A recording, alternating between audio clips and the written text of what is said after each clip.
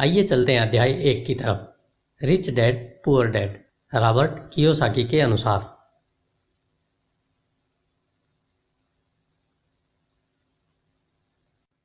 अध्याय 1, rich dad poor dad, Robert Kiyosaki के अनुसार। मेरे 2 डैडी थे, एक अमीर और दूसरे गरीब। एक बहुत पढ़े लिखे और समझदार थे, वे पीएचडी और उन्होंने अपने 4 साल के अंडर ग्रेजुएट कार्य को 2 साल से भी कम समय में कर लिया था।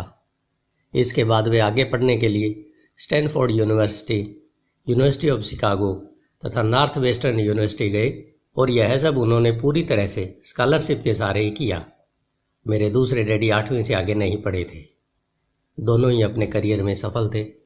दोनों ने जिंदगी भर कड़ी मेहनत की थी।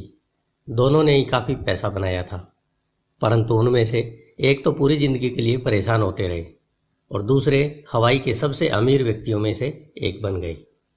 एक डैडी के मरने पर उनके परिवार, चर्च और ज़रूरतमंदों को करोड़ों डॉलर की दौलत मिली और दूसरे अपने पीछे कर्ज छोड़कर मर गए। मेरे दोनों डैडी इरादे के पक्के, चमत्कारी और प्रभावशाली थे। दोनों ने मुझे सलाह दी, परंतु उनकी सलाहें एक सी नहीं थी। दोनों ही शिक्षा पर बहुत जोर देते थे, परंतु उनके द्वारा सुझाए गए पढ़ाई के विषय अलग अलग थे। अगर मेरे पास केवल एक ही डैडी होते तो मैं या तो उनकी सलाह मान लेता या फिर उसे ठुकरा देता। चूंकि सलाह देने वाले 2 थे, इसलिए मेरे पास 2 विरोधाभासी विचार होते थे। किसी भी एक विचार को सीधे सीधे मान लेने या न मानने के बजाय मैं उनकी सलाहों पर काफ़ी सोच विचार करता, उनकी तुलना करता था और फिर खुद के लिए फैसला किया करता था। समस्या यह थी कि अमीर डैडी अभी अमीर नहीं थे और गरीब डैडी अभी गरीब नहीं थे। दोनों ही अपने करियर शुरू कर रहे थे और दोनों ही दौलत तथा परिवार के लिए मेहनत कर रहे थे, परंतु पैसे के बारे में दोनों के विचार और नज़रिए एकदम अलग थे। उदाहरण के तौर पर एक डैडी कहते थे, पैसे का मोह ही सभी बुराइयों की जड़ है, जबकि दूसरे डैडी कहा करते थे, पैसे की कमी ही सभी बुराइयों की जड़ है। जब मैं छोटा था तो मुझे दोनों डैडियों की अलग अलग सलाहों से दिक्कत होती थी। एक अच्छा बच्चा होने के नाते मैं दोनों की बातें सुनना चाहता था। परेशानी यह थी कि दोनों एक सी बातें नहीं करते थे। उनके विचारों में ज़मीन आसमान का फ़र्क था, खासकर पैसे के मामले में। मैं काफ़ी लंबे समय तक यह सोचा करता कि उनमें से किसने क्या कहा, क्यों कहा और उसका परिणाम क्या होगा। मेरा बहुत सा समय सोच विचार में ही गुजर जाता था। मैं खुद से बार बार इस तरह के सवाल पूछा करता, उन्होंने ऐसा क्यों कहा?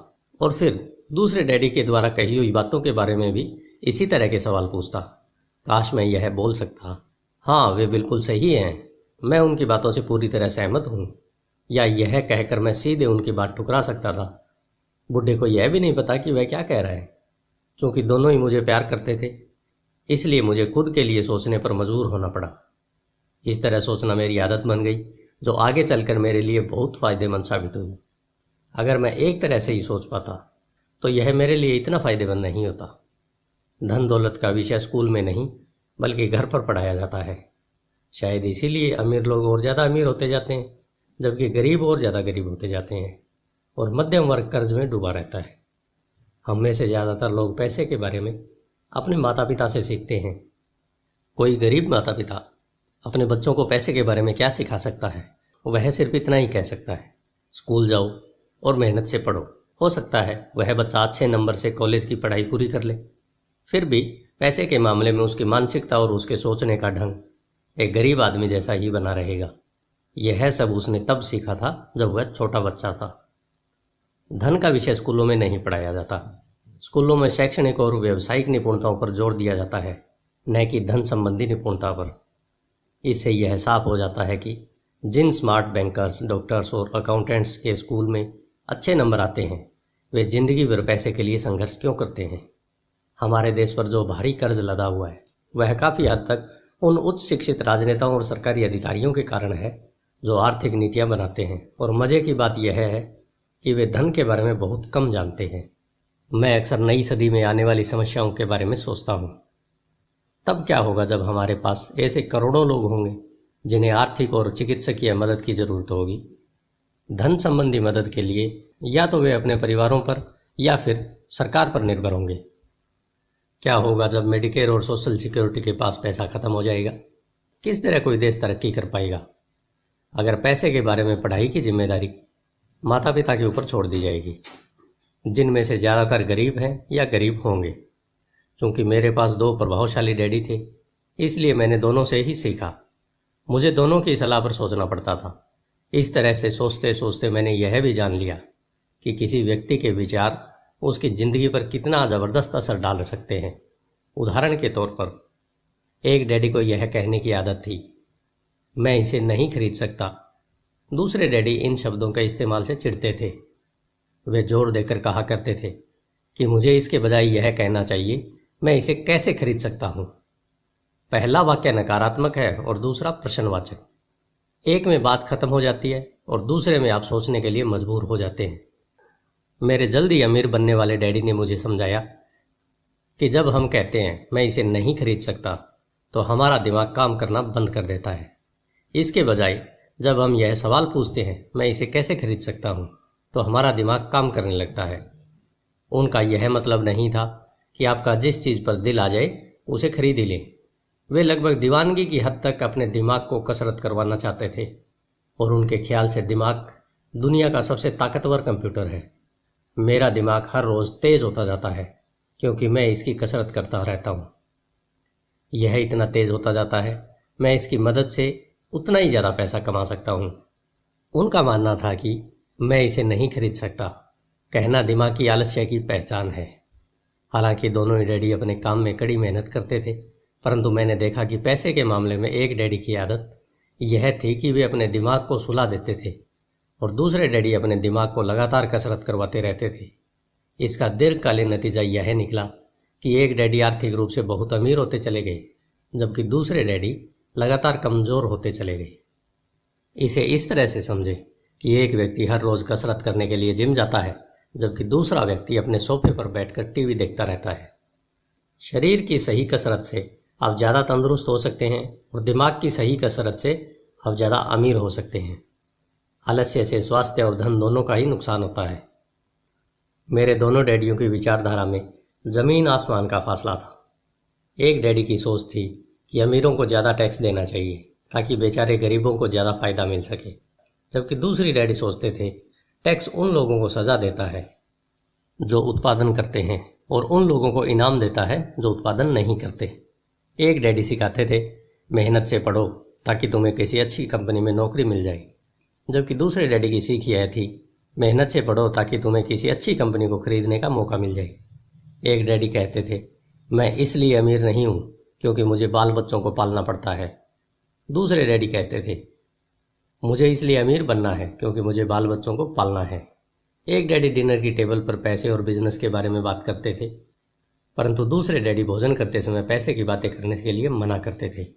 एक का कहना था जहाँ पैसे का सवाल हो सुरक्षित कदम उठाओ, खतरा मत उठाओ। दूसरे का कहना था खतरों का सामना करना सीखो। एक का मानना था हमारा घर ही हमारा सबसे बड़ा निवेश और हमारी सबसे बड़ी संपत्ति है, जबकि दूसरे का मानना था मेरा घर मेरा दायित्व है और अगर आपका घर आपकी नज़र में सबसे बड़ा निवेश है तो आप कष्ट में हैं।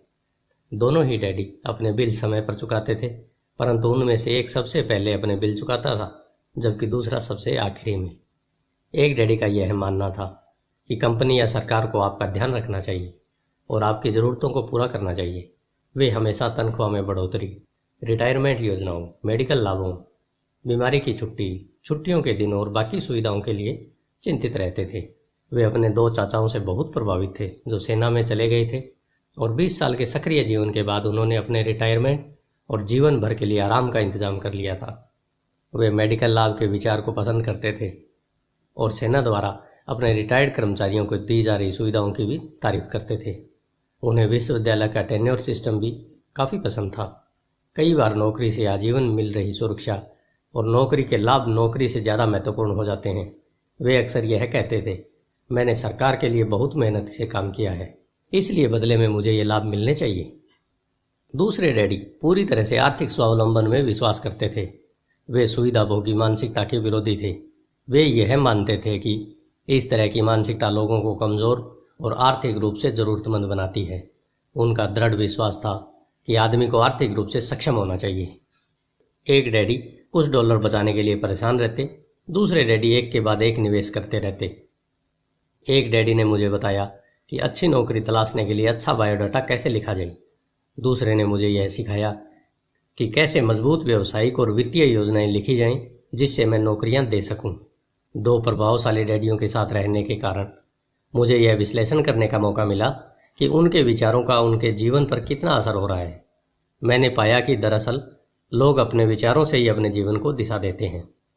उदाहरण के तौर पर मेरे गरीब डैडी हमेशा कहा करते थे, मैं कभी अमीर नहीं बन पाऊंगा, और उनकी यह भविष्यवाणी सही साबित हुई। दूसरी तरफ मेरे अमीर डैडी हमेशा खुद को अमीर समझते थे। वे इस तरह की बातें करते थे, मैं अमीर हूँ और अमीर लोग ऐसा नहीं करते। एक बड़े आर्थिक झटके के बाद जब वे दिवालियापन के कगार पर थे, तब भी वे खुद को अमीर आदमी ही कहते थे। वे अपने समर्थन में यह कहते थे, गरीब होने और पैसा न होने में फ़र्क होता है। पैसा पास में न होना अस्थायी होता है, जबकि गरीब स्थायी होता है। मेरे गरीब डैडी यह भी कहते थे, मेरी पैसे में कोई रुचि नहीं है या पैसा महत्वपूर्ण नहीं है।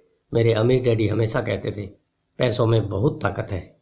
हो सकता है आपके विचारों की ताकत को कभी भी ना मापा जा सके या फिर उन्हें पूरी तरह से समझाने जा सके। फिर भी बचपन में ही मैं यह समझ गया था कि हमें विचारों पर ध्यान देना चाहिए और अपनी अभिव्यक्ति पर भी। मैंने देखा कि मेरे गरीब डैडी इसलिए गरीब नहीं थे क्योंकि वे कम कमाते थे, बल्कि इसलिए गरीब थे क्योंकि उनके विचार और काम गरीबों की तरह थे। दो डैडी होने के कारण बचपन से ही मैं इस बारे में बहुत सावधान हो चला था कि मैं किस तरह की विचारधारा को अपनाऊं, मैं किसकी बात मानूं, अपने अमीर डैडी की या अपने गरीब डैडी की। हालांकि दोनों ही शिक्षा और ज्ञान को महत्वपूर्ण मानते थे, परंतु क्या सीखा जाए इस बारे में दोनों की राय अलग अलग थी। एक चाहते थे कि मैं पढ़ाई में कड़ी मेहनत करूं, डिग्री लूं और पैसे कमाने के लिए अच्छी सी नौकरी ढूंढ लूं। वे चाहते थे कि मैं एक पेशेवर अधिकारी, वकील या अकाउंटेंट बन जाऊं या MBA कर लूं। दूसरे डैडी मुझे प्रोत्साहित करते थे कि मैं अमीर बनने का रहस्य सीख लूं, यह समझ लूं कि पैसा किस तरह काम करता है और यह जान लूं इससे अपने लिए कैसे काम लिया जाता है। मैं पैसे के लिए काम नहीं करता। इन शब्दों को वे बार बार दोहराया करते, पैसा मेरे लिए काम करता है। 9 साल की उम्र में मैंने यह फैसला किया कि पैसे के बारे में मैं अपने अमीर डैडी से सीखूंगा। यह फैसला करने का मतलब था अपने गरीब डैडी की बातों पर ध्यान न देना। हालांकि उनके पास कॉलेज की बहुत सी डिग्रियां थी जो मेरे अमीर डैडी के पास नहीं थी। रॉबर्ट फ्रॉस्ट का सबक। रॉबर्ट फ्रॉस्ट मेरे पसंदीदा कवि हैं। हालांकि मुझे उनकी बहुत सी कविताएं पसंद हैं, परंतु द रोड नॉट टेकन मुझे सबसे ज़्यादा पसंद है। मैं इसकी शिक्षा का इस्तेमाल हर रोज़ करता हूँ। द रोड नॉट टेकन, वह राह जिसे चुना नहीं गया। पीले जंगल की 2 राह बनती थी और अफसोस कि मुझे एक को चुनना था, और मैं देर तक खड़ा रहा, दूर तक, यह देखते हुए कि यह राह कहाँ तक जाती है, झुरमुटों में मुड़ने से पहले। फिर मैंने दूसरी राह चुनी, उतनी ही सुंदर और शायद बेहतर भी, क्योंकि यहाँ घास ज़्यादा थी और कम लोग गुजरे थे। हालांकि लोगों के गुजरने से यहाँ भी उतना ही नुकसान हुआ था, और दोनों ही उस सुबह बराबर थी। पत्तियों पर काले कदम नहीं थे, और मैंने पहली को अगले दिन के लिए रखा। पर यह जानते हुए कि किस तरह रास्ते निकलते हैं, मुझे शक था कि मैं कभी लौटूंगा। मैं आह भरकर यह कहूँगा, आज से सदियों बाद शायद एक जंगल में 2 राहें बढ़ती थी। मैंने कम चली हुई राह को चुना और इसी बात से सारा फर्क पड़ा। बहुत समय गुजर चुका है, पर मैं अब भी रॉबर्ट फ्रॉस्ट की कविता पर चिंतन करता रहता हूँ। पैसे के बारे में अपने पढ़े लिखे डैडी की सलाह और नज़रिए को न सुनने का मेरा फैसला दुखद था, परंतु यह एक ऐसा फैसला था जिसने मेरी ज़िंदगी की दिशा तय कर दी। एक बार मैंने यह फैसला कर लिया कि मुझे किसकी बात सुननी है, तो उसके बाद मेरी धन संबंधी शिक्षा शुरू हो गई। मेरे अमीर डैडी ने मुझे 30 साल से भी ज़्यादा समय तक सिखाया, तब तक जब तक कि मेरी उम्र 39 साल नहीं हो गई, और इसके बाद उन्होंने सिखाना बंद कर दिया। उन्होंने यह देख लिया था कि मैं वह सब समझ चुका हूँ जो वे मेरी मोटी बुद्धि में भरने की कोशिश कर रहे थे। पैसा एक तरह की ताकत है, परंतु इससे भी बड़ी ताकत है वित्तीय शिक्षा। पैसा तो आता और जाता रहता है, परंतु अगर आप यह जानते हैं कि पैसा किस तरह से काम करता है, तो आप ज़्यादा ताकतवर हो जाते हैं और आप दौलत कमाना चालू कर सकते हैं। केवल सकारात्मक चिंतन से ही समस्या हल नहीं हो सकती, क्योंकि ज़्यादातर लोग स्कूल में पढ़ते हैं और वहाँ वे कभी यह नहीं सीख पाते कि इस पैसा किस तरह से काम करता है। इसलिए वे पैसे के लिए काम करने में अपनी सारी ज़िंदगी बर्बाद कर देते हैं।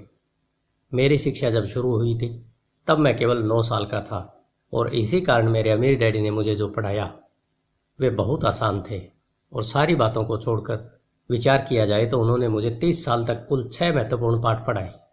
यह पुस्तक उन्हीं 6 पाठों के बारे में है, और इसे भी उतना ही आसान बनाने की कोशिश की गई है जितना कि मेरे अमीर डैडी ने मुझे मेरे लिए आसान बनाया था। यह पाठ आपके लिए जवाब की तरह नहीं लिखे गए हैं, बल्कि मार्गदर्शक की तरह लिखे गए हैं। ऐसे मार्गदर्शक जो ज़्यादा अमीर बनने में आपकी और आपके बच्चों की मदद करेंगे, चाहे बदलती हुई इस अनिश्चित दुनिया में कुछ भी होता रहे। धन्यवाद।